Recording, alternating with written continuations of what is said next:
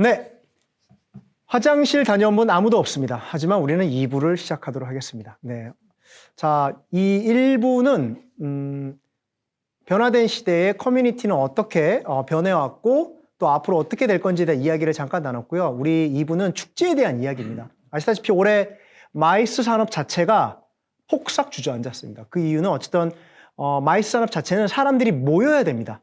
한 장소에 같은 시간에 많은 사람들이 모여야만 하는 마이스, 이 자체의 산업이 코로나로 어떻게 됐죠? 네, 그 자체가 이제 불가능해지다 보니까 원래 우리나라를 떠받치고 있는 수많은 산업들 중에 하나인 마이스가 무너진 거죠. 자연스럽게 그 마이스 산업을 떠받치고 있는 공간인 코엑스도 자연스럽게 영향을 받을 수밖에 없었습니다.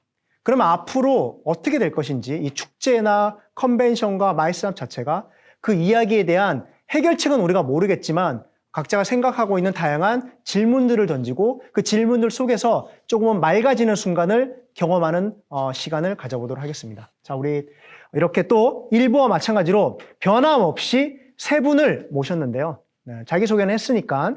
네. 자, 먼저 우리 이승민 교수님은 누구보다도 많이 다니시고 컨벤션도 많이 다니시고 컨퍼런스 많이 다니시고 또 학교에 계시다 보니까 또 학생들의 축제도 경험하실 테고 자, 어떤 변화를 좀 체감하셨나요? 이런 마이스나 이런 축제에서? 되게 어려운 질문인 것 같은데 일단은 뭐 건대에 있으면서 가장 축제가 지금 전혀 안 열리고 있거든요. 그래서 진짜 건대가 한 6개월 만에 거의 동물원이 됐어요. 근데 건대가 수가 있는데 네. 너무 많은 새들과 오. 에덴 동산이 됐다는 거죠? 막 주만지 같이 된 거 아니에요?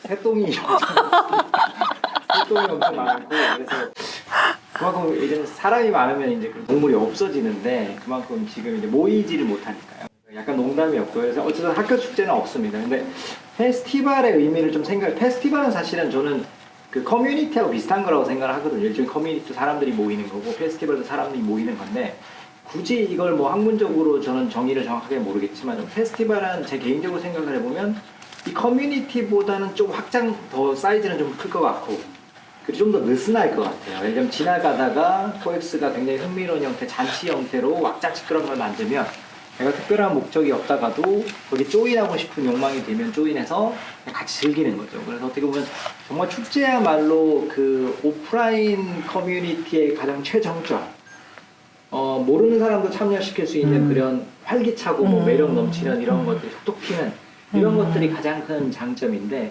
아시겠지만 지금 일단은 코로나로 인해서 모이지를 못하잖아요. 그래서 어떻게 보면 그 축제가 가지고 있는 그 가장 액기 쓰인 그런 밸류들이 완전히 다 무너져 버린 거죠. 그럼 과연 이거를 온라인으로 재정의해서 가능할 것인가? 이게 참 축제 하시는 마이스 하시는 분들이 풀어나갈 가장 큰 숙제가 아닐까 생각합니다. 그러니까 지금 이렇게 코로나는 어쨌든 사람을 모이는 자체를 좋아하니까 코로나는 그러니까 우리는 코로나의 반대로 지금 움직여야 되는 상황인 거고 이게 언제까지 이어질지 모르겠지만 어쨌든 이런 패턴이 우리에게 되게 익숙해지기 시작하면 축제라는 것들이 아마 어쩔 수 없이 변화를 겪을 수밖에 없겠다라는 생각이 들어요.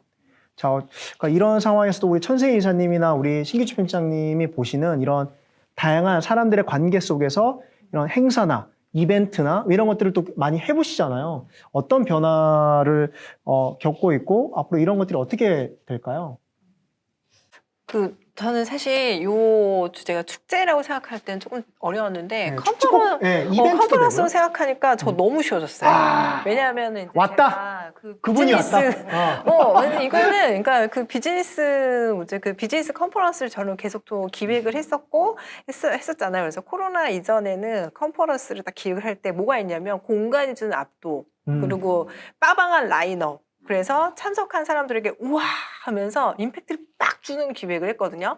그래서 음악도 막 화려하고 막 이렇게 진짜 뭐 모션 그래픽 막 이런 것도 막 화려하고 그래서 막 들어왔을 때 막 숨이 콩닥콩닥하게 하고 그런 거 되게 잘한 그 회사 있으면 저 엄청 질투하고 내가 더 돈질할 거야 막 이런 마음 뭐 그런 게 사실 있었거든요. 근데 이게 사실은 코로나 이전에 이런 식의 어떤 방식이 저만 그랬던 게 아니라 다른 분들이 이거 너무 좀 식상하지 않나 이런 고민이 있었던 것 같아요. 왜냐면 컨퍼런스 가서 그 플롯 비슷하지 나오는 라인업 비슷하지 그래서 좀 듣다가 뒤에 와서 네트워킹하지 막 이러면서 이게 정말 이게 정답일까 이게 최선일까 이런 고민이 있었었어요. 근데 이제 코로나를 딱 통해서 그런 컨퍼런스가 싹 다 날아간 거죠. 공간과 막 화려함과 뭐 이렇게 되게 그런 라인업이 딱 없어지면서 이게 양이 중요한 시절이 전 된 것 같아요. 질보다는 양이 되게 중요한 건 거고. 되게 네. 질이 아니라 예, 양? 질보다는 양. 왜냐면 자주 열어줘야 돼요. 자주. 그런 그리고 거. 뭐 되게 되게 되게 큰 주제가 아니라 다양한 주제를 나눠주는 게 되게 중요한 거가 된 건 거죠. 그리고 이게 저는 그래서 저기 비즈니스 컨퍼런스 때 전 지금 유튜브 라이브 되게 많이 쓰고 있거든요. 일주일에 2번씩 열어요. 그리고 이거 리허설도 안 해요. 그리고 저희 회사 친구나 회사 분이나 아니면 저희 고객사 중에서 그 컨텐츠를 잘 아는 사람, 즉 뭐냐면 유명인이 중요한 게 아니라 해당 카테고리의 전문가를 모시고 그분들하고 계속해서 대화를 나누고 그리고 그 사람이 그걸 실제로 해봤던 사람이기 때문에 그 실제로 해본 사람이 주는 인사이트가 있고 그 공감이 있거든요. 그래서 그거를 되게 나누게 되는 건 거죠. 그래서 예를 들어서 지난주에 제가 했던 그 방송이 뭐냐면 채팅 상담 잘하는 법인데 라방으로 했는데 몇백 명이 들었어요. 근데 그거를 그리고 또 채팅으로 계속해서 교감하면서 뭐 공감하면서 얘기를 하면서 또 해주세요 라고 하는 게 이게 진짜 축제였어요. 네. 그래서 비즈니스에서 이제 비즈니스 축제, 비즈니스 컨퍼런스라는 건 방식이 가오랑 화려함과 어찌 보면 약간 이게 좀 그런 것들이 이제는 좀 촌스러움이 될 수도 있는 건 건데 진짜 다뤄야 될 주제 그리고 진짜 무대를 세워야 할 주인공을 가지고 주인공과 함께 얘기를 나누고 그런 것들에 대한 진솔하게 오히려 더 내실을 다질 수 있도록 그리고 그걸 더 자주 해서 고객과 회사가 더 자주 만날 수 있는 계기를 마련해 주는 게 더 좋을 것 같아요. 어찌 보면은 이제 좋은 말씀을 주셨는데 행복이라는 단어를 얘기할 때 질보다 빈도다 라고 얘기하는 것처럼 맞아요.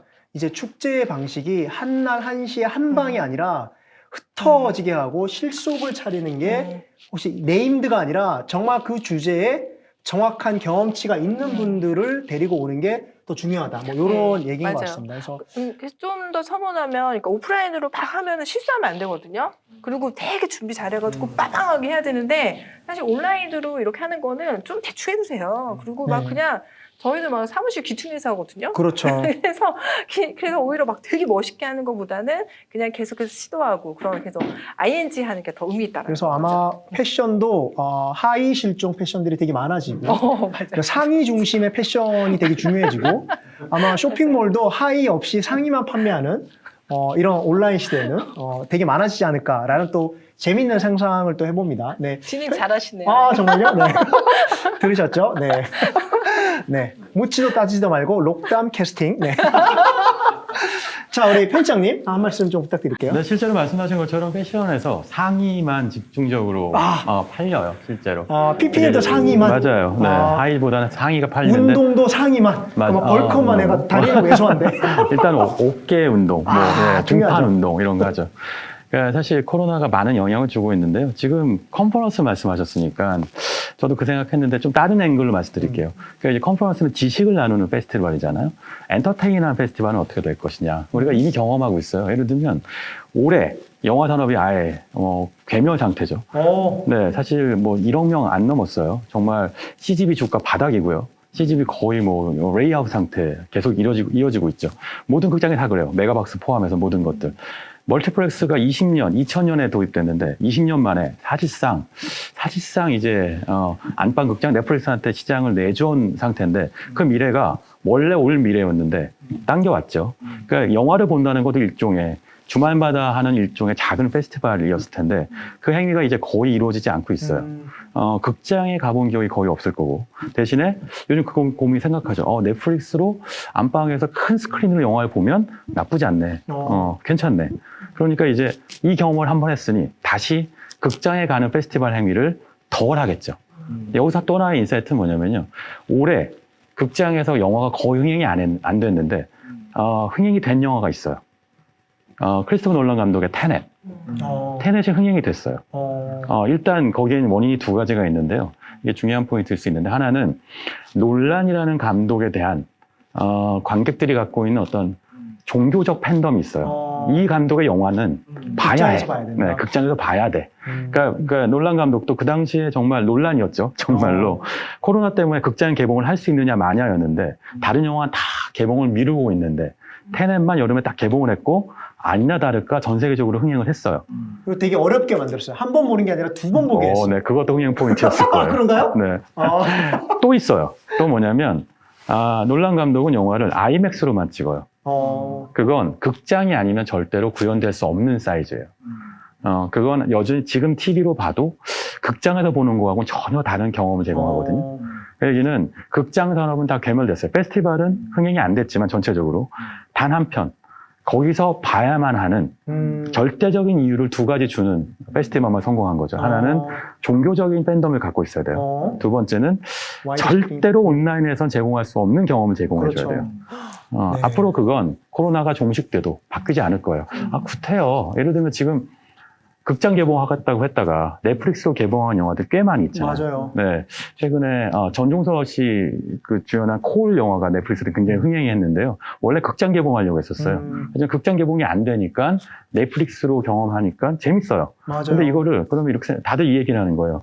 넷플릭스 한 만 얼마 내는데 극장 가서 보는 것보다 그냥 한 편 값으로도 넷플릭스 본 가치를 하더라.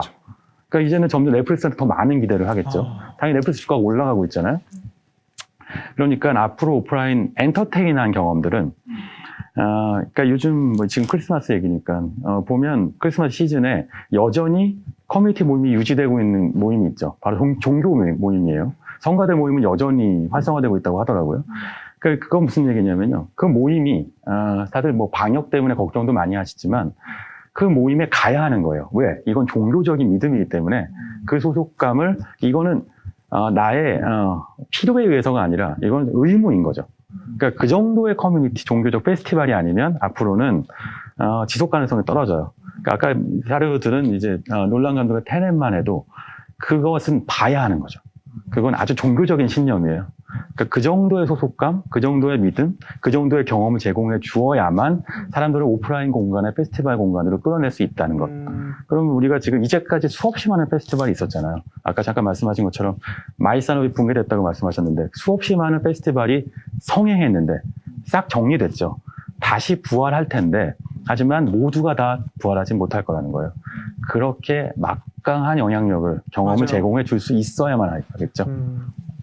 저는 이제 이 부분에서 좀 이제 우리가 좀 귀담아 들어야 될 꼭지가 아마 팬덤, 뭔가 관계성에 있어서 옛날에는 그냥 뭐랄까 좀 어느 정도 적당한 거리만 있어도 먹고 들어가는 게 있었는데 강력한 결속력이 없이 그들 사이에 비즈니스 모델을 만든다라는 게 점점 어려워지는 놀란 감독의 사례처럼 어쨌든 우리는 우리 삶에 나만의 이제 팬덤, 그러니까 각자가 팬덤을 다 가지고 있다는 생각이 들어요. 그게 이제 소셜 미디어에서의 뭐 좋아요의 숫자도 될 수도 있는 거고 그런 것들이 어느 정도 지금은 그냥 관계에만 머물러 있지만 그게 자연스럽게 비즈니스 관계까지 확장이 된다는 생각이 듭니다. 그래서 얼마큼 자기만의 팬덤을 만들어내고 그게 컨텐츠가 됐던 어떤 이제 좋은 경험이 됐던 이런 것들이 점점 중요해지지 않을까. 그러니까 임팩트를 가져야 된다는 얘기인 것 같고요.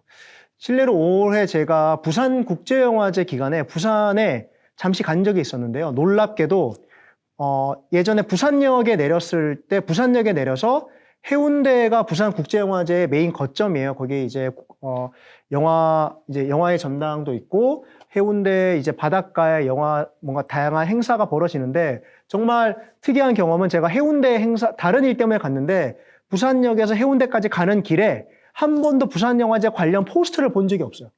올해. 영화제 기간에 갔는데도. 놀라운 경험이었습니다. 그래서 와, 영화제가 이렇게 많이 바뀌나? 그렇게 부산영화제는 부산에서 치르는 수많은 이벤트 중에 압도적으로 1위에 해당되는 부산 모토쇼, 그리고 부산국제영화제, 부산 비엔날레 이렇게 3대 이제 그 문화행사가 있는데 그 중에서도 거의 100억 행사거든요. 그런데도 포스터 한 장을 보기 어려울 정도로 코로나가 많은 변화를 준 것 같더라고요. 또 한편 좀 올해 기억나는 축제 중에 하나가 춘천 마임 축제라는 게 있는데요. 우리나라 예술 축제 중에 가장 오래된 축제 중에 하나입니다. 마임 축제는 눈앞에서 마임을 보는 행사인데 올해 이 축제가 어떤 방식으로 축제를 변형했냐면 재밌어요. 그래서 결론적으로는 연말에 상을 받았더라고요. 방식은 집합이 아니라 분산형 축제를 만든 거예요. 정말. 그래서 마임 아티스트를 모이게 한 게 아니라 마임 아티스트 100선을 곳곳의 장소로 보낸 거예요. 그러니까 사람들을 모이게 한 게 아니라 마임 아티스트를 사람이 있는 곳곳으로 골목골목으로 보내버린 거죠. 그러니까 축제라는 시공간을 변형을 시켜버린, 그러니까 그런 방식으로 축제라는 시공간의 새로운 경험을 시민들에게 준 것이고요. 또 하나가 그렇게 현장에 있지 못한 사람들에게는 영상이라는 매체를 통해서 간접 경험을 시켜줌으로 인해서 축제가 가지는 본연성에는 좀 다른 경험이지만 사람들에게 축제의 존재성을 그렇게 이제 어필을 했다가 이제 올해 춘천 마임 축제가 상을 받은 이유 중에 하나더라고요. 이런 방식으로 되게 많은 변화가 있는데, 자, 우리는 또 이런 변화와 함께 또 하나의 거대한 물결을 목전에 두고 있습니다. 바로 MZ세대라고 하는데, 우리와 뭔가 일맥상통하는, 저랑은 좀 MZ가 맞아 떨어져요. 근데 여기 계신 분들이랑은 좀 거리가 있는 나이라는 생각이 드는데, 그럼에도 불구하고 주변에 MZ세대를 많이 보고 있을 거예요. 특히나 이승균 교수님 같은 경우는 MZ세대와 또 수업을 같이 하고 있으실 테고, 우리 이사님 같은 경우는 그분들과 일을 하고 있을 테고, 또 미디어를 통해서 많이 만날 텐데, 이들은 요즘 어떠한 새로운 엔터테인먼트적인 경험이나 아니면 일에 대한 경험을 좀 원하고 있는지에 대한 좀 이야기를 잠깐 해주면 좋을 것 같습니다. 이들이 바라보는 세상은 좀 어떤가요, 요즘? 어떤 것 같으세요? 이승균 교수님이 아까 처음에 얘기했으니까 다시 한번 하시죠. 네. 잘하죠? 진짜 너무 잘하시는데요, 완전? 사실은 뭐 저는 이번 학기 때 이제 그 수업을 마케팅 수업을 하는데 보통 이제 과제를 주는 게 새로운 프로젝트를 찾아가지고 A부터 G까지 다 해보는 게 이게 숙제예요. 근데 그중에 한 팀이 그 예술 문화인, 왜냐면 축제가 안 열리니까 예술 문화인들이 되게 어렵잖아요. 그래서 이 예술 문화인들을 위한 해결 방안 해결해주는 그런 프로젝트를 선정을 했길래 되게 좀 개인적으로는 의미가 있는 것들 애들이 하겠구나 했는데 생각보다 되게 잘한 거예요. 근데 그걸 보면서 제가 느낀 바를 좀 간단하게, MZ세대들이 얘기하는 생각들이 얘기를 그냥 어린애들이니까요.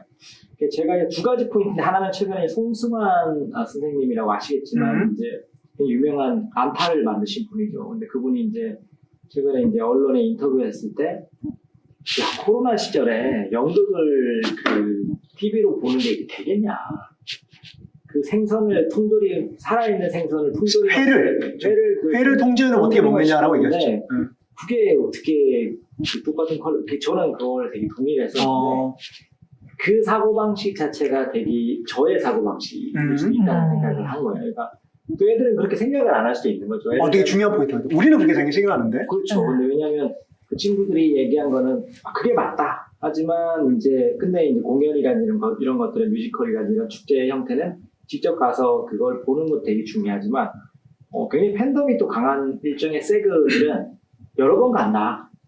조승우가 나오는 뮤지컬 여러 번 보는 게 중요하고, 조승우가 나오는 그 공연 자체를 분석해서 보는 걸 굉장히 좋아하는데, 그게 또 온라인 형태 플랫폼으로서 뭔가 해결해 줄 수 있는 웨이가 있으면 그런 플랫폼도 충분히 잘 될 수가 있다는 거죠. 뭐 예를 들면 기술을 이용해서 그걸 촬영을 지금 하는 방식이 아니라 좀 다른 형태 촬영 기법을 사용해서 여기 플랫폼에서 직접 가서 보는 것도 돈을 따로 받는 거고, 또 뭐 여기 와서 이 플랫폼에서 구독을 시켜서 따로 돈을 내게 하면 뭔가 하나가 정답이 아닌 형태지만 충분히 또 가능한 형태, 뭔가 온라인 형태의 축제, 온라인 형태의 그런 것들이 반드시 꼭 BTS 형태의 그런 팬덤이 강한 집단이 아니더라도 가능할 것 같다는 형태의 플랫폼을 만들어 보겠다고 제안을 했는데, 저는 그런 좀 MZ세대의 신선한 생각들이 이런 축제를 좀 변화시키지 않을까. 그러니까 무조건 축제는 모여야 되고 뭔가 이런 것들이 아니라 새로운 형태, 우리 비슷하게 물고 태어난 나의 입장에서는 축제라는 거는 당신의 생각과 다를 수도 있고, 왜냐면 저는 저 되게 영화 또 퀴즈라서 저는 약간 신 기자님 얘기랑 이제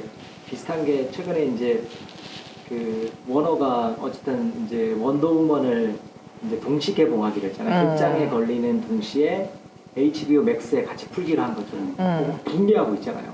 음. 근데 저도 당연히 붕괴하는 형태의 영화 퀴즈지만 그 학생들의 발표를 듣고 난 뒤에 든 생각은 이게 되게 올드한 방식이었어요. 이게 정답은 아니에요. 당연히 붕괴해야 되고 나는 영화를 만드는데 나한테 동의를 받지 않고 큰 스크린용 영화를 조그마한 화면으로 보여주는 거에 붕괴를 해야 되는데 그게 또 새로운 방식이지 않을까. 젊은 세대들이 영화를 보는 방식. 그렇죠. 그리고 저는 넷플릭스가 돈을 많기 때문에 그 새로운 방식의 새로운 방식 축제, 새로운 방식의 미디어 형태 그런 솔루션을 기술적으로 또 테스팅을 해가면서 풀 수 있다고 생각을 하거든요. 네.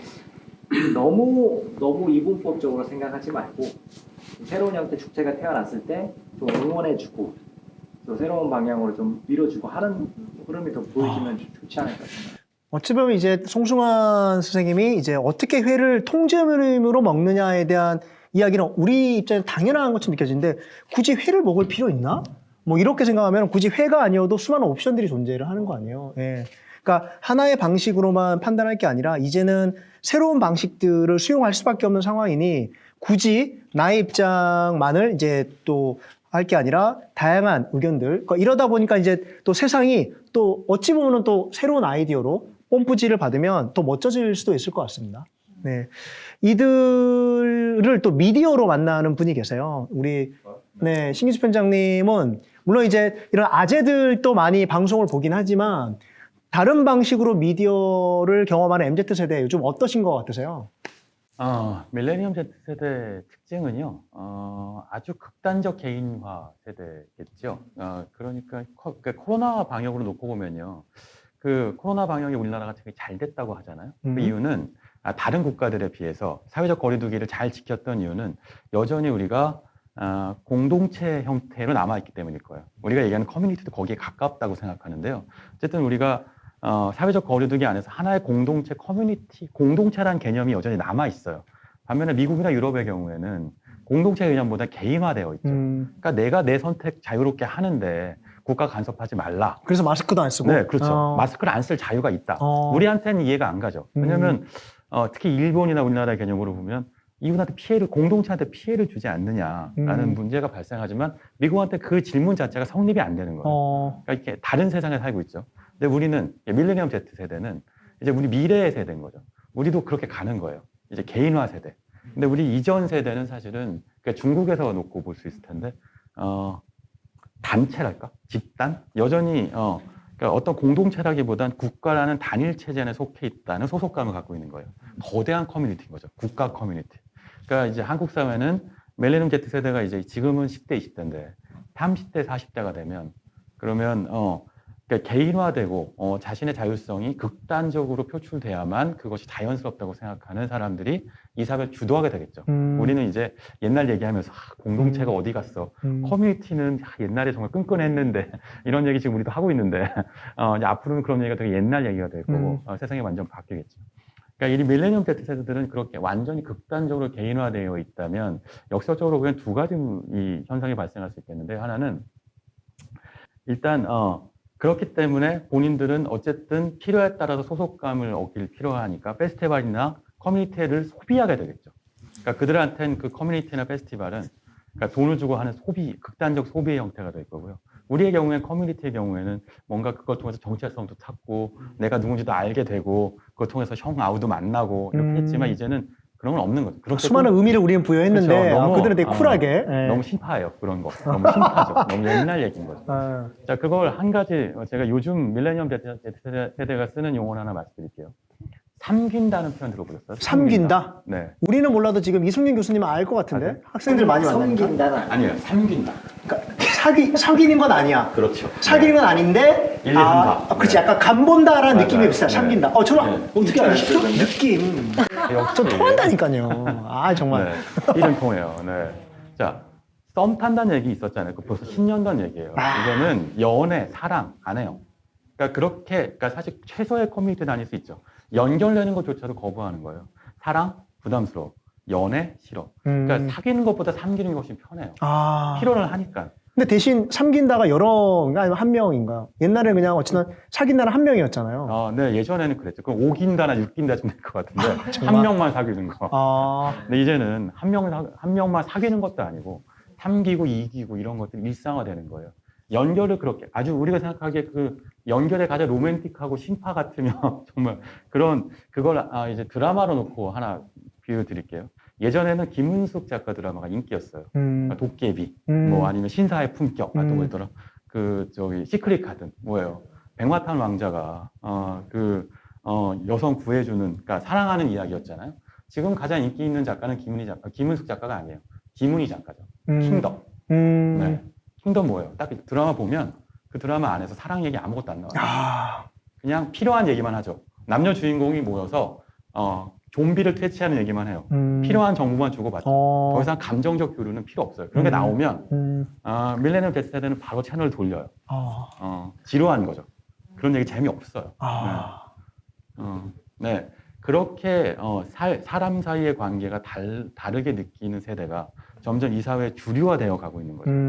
그러면 거기서 커뮤니티 페스티벌 어떤 면에서 보면 우리가 생각하는 커뮤니티 페스티벌의 개념이 전혀 안 통할 거예요. 그렇죠. 네, 사실 그건 완전 옛날 얘기일 거고요. 이 세대가 얘기하는 페스티벌과 커뮤니티 완전 다른 것이 될 거고, 그거는 우린 이 머리로는 이해할 수 있는데, 네. 그러나 정서적으로는 못 받아들이는 거죠. 네. 어떻게 사람하고 삼겨? 네, 그러면 이런 방식으로 얘기하면 페스티벌은 패스티벌이 되겠어요. 그럴 수 있어요. 아, 네, 패스. 맞아요. 기존의 생각을 패스해서 새로운 네, 티벌을 네, 만드는. 맞아요. 절묘하지 않나요? 근데 아까 지금 커뮤니티 지핑이 조금 나왔던 것 같아요. 저도 눈을 못 맞추겠어. 네. 네. 그러니까 카테고라이즈 되게 싫어가지고 패스. 빨리 패스. 이거 편집되겠구나. 통편집. 네. 네. 편집하지 마시고요. 네, 페스티벌 언제가 누군가 써먹을 거예요. 자, 마지막으로 우리 그런 세대와 일을 하고 있는, 함께 동료로 일을 하고 있는 클래스 101도 그렇고 지금 회사에서도 마찬가지. 좀 그런 세대의 일하는 방식도 그렇고요. 그들이 노는 방식을 좀 더 얘기를 해주시면 이런 방식으로 세상이 좀 바뀔 수 있겠구나를 힌트를 얻을 것 같습니다. 어떠신가요?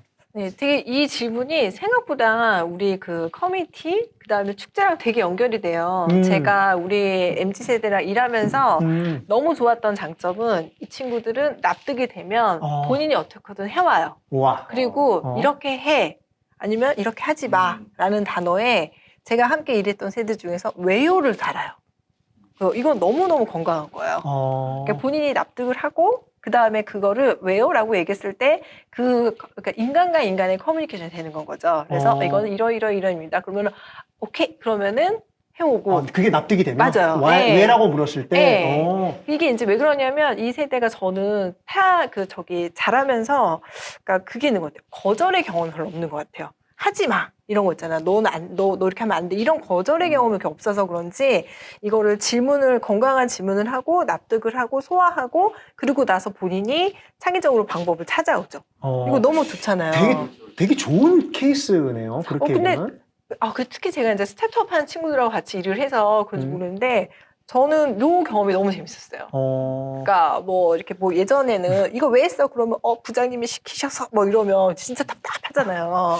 근데 이 친구들은 그게 장점이에요. 근데 또 이제 근데 대신에 근데 이 친구들은 또 그게 있는 것 같아요. 그러니까 정보를 잘 습득하는 방법이 열려 있고 우리가 오픈 커뮤니티 이런 얘기를 했지만 그래서 정보를 잘 습득할 수 있고 자기가 셀프로 이거를 해석할 수 있기 때문에 되게 서열이라든지 직연 학연 이런 것들이 필요 없이 자기가 이제 뭔가 가공해서 방법을 찾아내는 게 되게 익숙하다 보니까 그거가 자기 논리나 자기 당착이 조금 심한 편이기도 그럴 수 해요. 있겠구나. 네, 그래서 그거가 한번 그래서 가끔은 이제 여꼰대들 있죠. 그러니까 젊은 꼰대. 젊은 꼰대가 있는 건 거예요. 내가 다른 사람 되지 뭐. 내 말이 맞아. 이렇게 하고 그거가 결국에는 이게 사람이라는 건 결국 커뮤니티 DNA가 중요한 게 서로 대화를 하고 그러면서 되게 실수도 하고 성장도 하면서 이런 관계 속에서 성장하는 그런 건데 사실 그게 잘 어렵죠. 근데 지금 우리의 세대가 되게 그냥 대충 빨리 그렇게 막 해야 되는 세대에는 우리 MZ가 되게 잘 맞아 떨어지긴 하지만 좀 멀리 갈 때는 이런 것들이 더 잘 보완되었으면 좋겠다라는 생각은 하고 있어요. 결론적으로 이제 MZ 어쨌든 시대의 주류로 점점 이제 올라오고 있으니까 그 시대의 흐름을 우리는 이제 이해를 하고 또 우리 역시 그들을 또 납득해야 돼. 그래야 이제 또 서로 간에 시너지가 있는 거예요. MZ도 아마 그들만의 논리만으로도 세상이 또 그렇게 호락호락하지 않으니까 세상에 또 그들 스스로가 그들이 주류가 되기 위해서는 또 다른 세대들과의 협업이나 연결을 위해서는 또 좀 더 유연해지는 방식이 좀 필요하지 않을까라는 생각이 듭니다. 방금 이제 MZ 세대가 일하는 방식, 노는 방식에 대한 이야기를 했는데 아마 축제 역시도 이제까지와는 다른 그러니까 우리가 뻔하게 생각했던 그런 방식과 형태가 중요하겠지만 그들만의 방식으로 문법을 바꾸지 않으면 지금 MZ 세대에 맞는 그들에게 반응을 얻고 인기를 얻는 걸로는 좀 확장하기 어려운 시대적 과제가 있지 않나라는 생각이 듭니다. 이렇게 우리의 고민들, 우리의 생각들을 이런 거대한 공간을 가진 이제 코엑스와 함께하고 있는 우리 분들에게 전달해 드리면서 아마 우리 모두의 과제인 것 같습니다. 우리의 과제뿐만이 아니라 앞으로 어떻게 이 시대가 이 멋진 축제성을 잘 이제 발라서 새롭게 재현할 것인지를 잘 헤쳐나가 봅시다. 2부는 여기에서 마치도록 하겠습니다. 수고하셨습니다.